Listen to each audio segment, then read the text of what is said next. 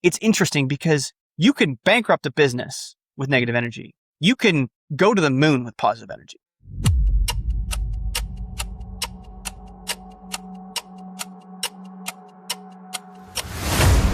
Build it up. Welcome back to Earned Influence Season 4. With me today, I have Jade Price and Patty Ruggia.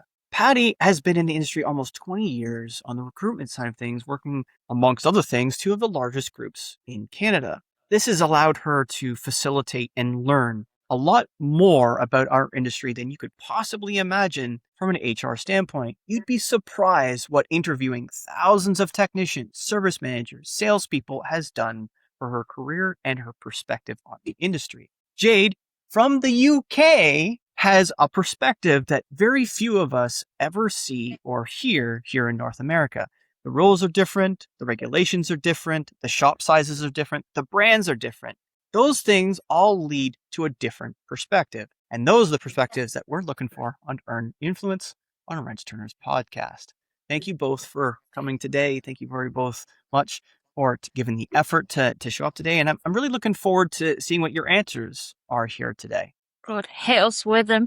Let's go. Let's rock. So I get to ask the question today. After the last two questions from both Patty and from Jade, I think you guys, if you haven't seen the episodes, you need to go back and watch before you watch this one, because it gives a little bit more context and, more importantly, why I'm going to ask the question that I'm going to ask.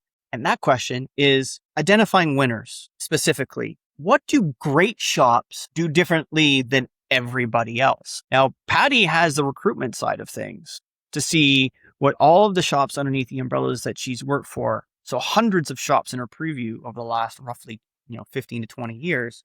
She's been able to see what churn is like differently between different dealerships, different brands, and so on and so forth. So I'm interested to hear her perspective. And from Jade, both being in automotive culture as well as being in the shop, has a wide range of visibility in shops and what great shops are doing differently than everybody else. So those are the perspectives that we're looking for today. Patty, what do you think great shops do differently? Working with these groups and being exposed to multiple shops, and this is indirectly in the shop, but because it's mostly, it's OEM shops that I work with. We do work with a couple of pre-owned facilities as well, but it all comes down to the GM who supports and lets fixed operations have some of the glory and understands the importance of that team in the back of the house. Because, it's the salespeople that get the glory, right? At the front, F&I and sales and things like that. So a GM and service manager or fixed operations manager or a fixed operations manager and a service manager who make sure that the GM understands, right? I've often seen great shops where a service manager or fixed operations background is now in a GM's role. Those shops, again, they what we were saying a little while ago about wanting to follow somebody who's a leader. So if you have a shop that's led by a good GM and a service manager, it's hard for me to look at, trying not to look at the minutia, but over my collective experience. But the GMs and the service managers that have invested in those shops, whether it's communication or training or just making sure that they get the glory sometimes as well. And so that would be my answer. I'm not sure if that's quite what you're looking for, but I think it is, because that's one of the things that we talk about on the show regularly from a slightly different perspective. I like the phrase using the word glory in this circumstance. I regularly use the 80% rule for just about everything. I use the 80% rule, and it can be used contextually in either side of the coin. We talked about positives in the last episode, but specifically we'll talk about glory in this specific thing. If you as a GM or a service manager, irrespective of context, but if you are giving negative input 4 out of 5 times, so 80%, if you're giving negatives 4 out of 5 times and only giving glory or praise 20% of the time, the shop isn't going to know, like, and trust you. They're just not, right? As a person at a GM level, if you are only giving negative feedback, criticisms, even if it's coaching on a negative scenario, if you're doing that 4 out of 5 times, the entire dealership's not going to know, like, and trust you, because they don't know what they're doing well. And not enough of them know what they're doing well. So if you have a GM and a service manager that are praising and giving glory 4 out of 5 times, they're more likely to trust you. It's like, hey, I know what I'm doing well. I know what I'm doing well. I can continue doing this. I'm doing that well. This is the thing I need to get corrected on. I do this well. I do this well. I do this well. I do this well. And I'm not talking about this being one person, right? The GM is talking to, 20, 40, 50, 100 different people, right? Every one person is getting one thing. Maybe it's only they're getting one piece of praise, right? Maybe it's every 30 days or something like that. The GM is making a comment to this person. It's a positive. It's a positive. It's a positive. And then the 5th person happens to get the negative feedback for whatever the reason happens to be. But if in a small standard, we'll say a week, you have 5 business days, say the shop's closed Saturday, Sunday. So you got 5 opportunities, right? To make the math really easy. If Monday, Tuesday, Wednesday, Thursday, you're giving praise, and on Friday, you're giving feedback. You're giving feedback. We'll just call it feedback at this point. Yep. And you do that every week. And every day it's somebody different. And the person on Friday is always somebody different on the Friday who's getting the feedback. It means every 20 days, you're getting 20 different people. And you're getting 16 of them are getting praise and 4 are getting correction or feedback. Yep. That volume of positive energy into your shop means they all know what they're doing correctly. And occasionally the person who needs corrected is getting corrected. So the aggregate average of the shop. So while this guy, instead of getting, he's saying, I didn't do this well, or I didn't do this well, or I didn't do this well, or I didn't do this, and he thinks I can't do shit, da da da da da da. No, it's the opposite. He saw me doing this and it was awesome. Oh, he saw me doing this and it was awesome. He saw that I made 300 hours for the company last month and thought it was awesome. And then the last guy's, oh, well, I was doing this shit. It's like, all right, well, the 4 guys around him, now they're positive. It's like, we'll give you a hand to fix that. Amen. Like, it's not rocket science. It's just basic math. Yeah. So if you flip the positive thing on its head, right? You flip that positive things and you end up being a great shop.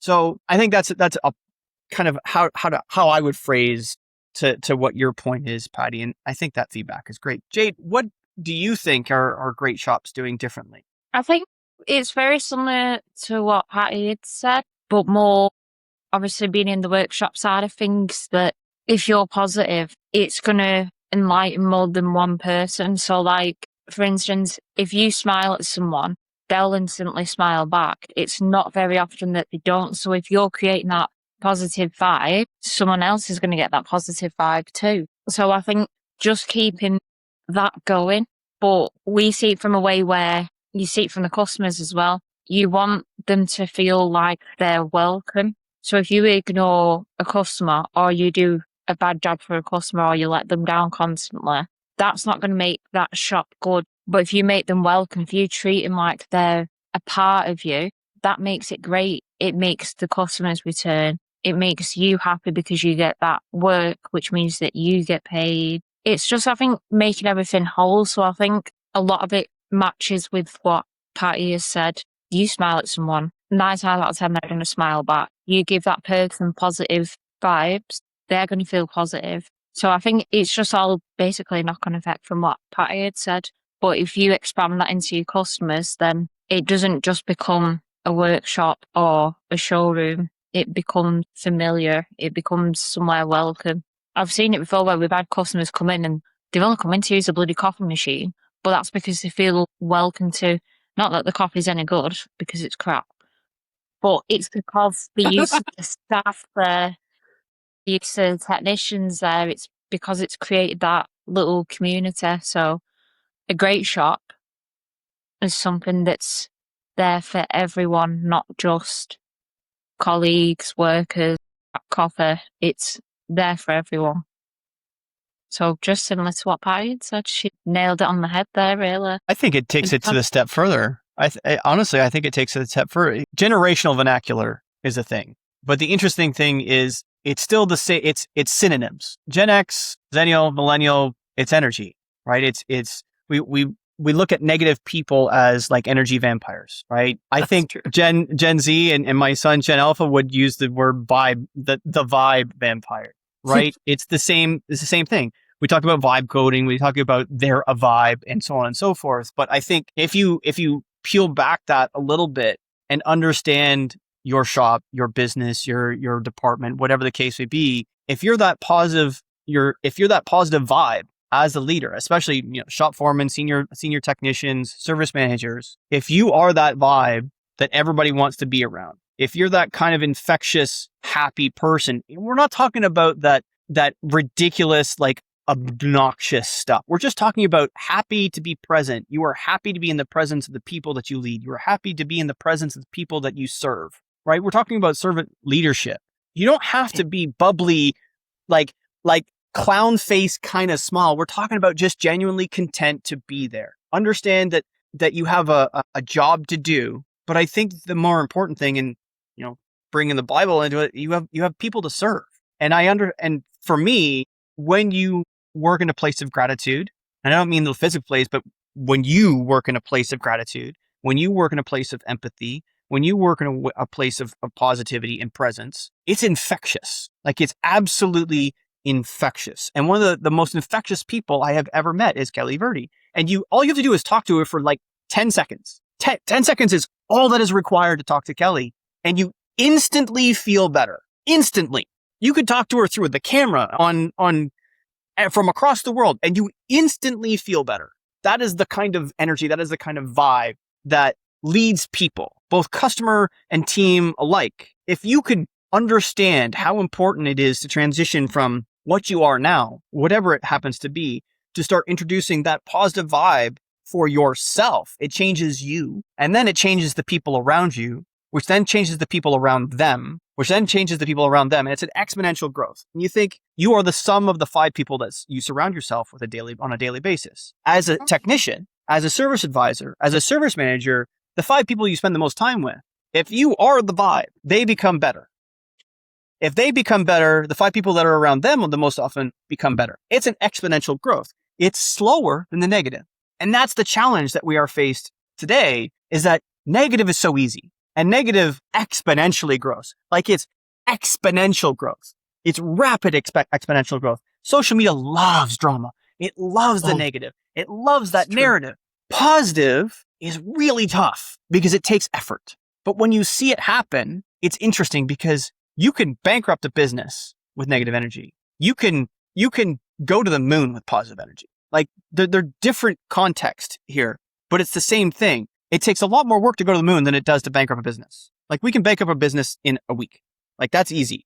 That's super easy to do. Going to the moon, conceptually, as a business, that takes a lot of effort. That takes teamwork. That takes leadership. That takes resources. That takes all of the things put in motion together and it starts with positivity. It starts with it, in my opinion. So thank you for that question, Jade. And thank you for that answer, Jade. Thank you for that answer, Patty. I think that's probably one of the most profound things that we've done so far on Earned Influence, is to understand that if you can change one thing about your business, whether it's through positive change, through the most biggest positive change you've done in your career, if the most positive thing that you've done in your career is changing from going from a negative mindset to a positive mindset, I think that's the most important, impactful thing that we can do in this series. Like, honestly, that is profound. If you haven't made that change, you need to make that change. Ladies, thank you very much for your time. Do you have anything that you'd like to communicate to the audience, or anything you'd like to share with the audience, either one of you?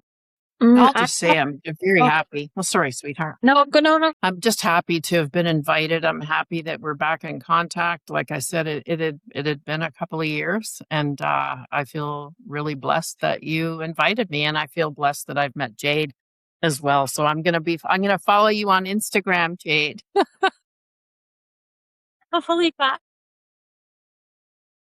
I'll make sure that both of your contacts, your social contacts, are available in the YouTube description below, folks. I really hope you enjoyed this particular season of Earned Influence. I hope you really got the positive energy and the vibe from this season of Earned Influence. If you share it with somebody who needs to hear these messages, please share it. Please hit the like below. Believe me, hitting 500 subs on YouTube was awesome, but the target right now is 1,000. We got to hit 1,000. That's the big number. I need the like button, the subscribe button, and the share button down below. Please, please, please, please. I really want to get this show really rocking. I want to hit as many thousands of people as humanly possible to hit that positive button as much as possible. So please share that out. And as always, ladies and gentlemen, negative pushes, positive pulls, and always clean your toys before you put them away.